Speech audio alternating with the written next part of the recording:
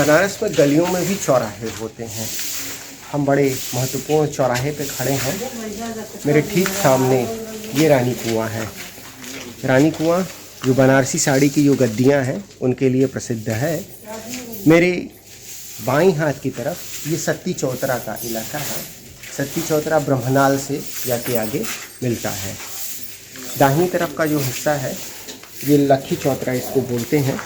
लक्खी चौतरा संभवतः नाम इसलिए रहा है कि इसमें एक एक चबूतरे पे प्रतिदिन करोड़ों की साड़ियाँ जो है वो बिक्री में जाती हैं। इस नाते संभवतः इसका नाम लक्खी चौतरा पड़ा है। आगे इधर हम संकटा मंदिर होते हुए घाटों की तरफ निकल जाते हैं। तो यह जो पूरा नंदन साव लेन की तरफ, तो यह जो पूरा हमारा चौराहा है, यह बनारस की जो व्यावसायिक गतिविधियां हैं उनका बड़ा प्रमुख केंद्र है।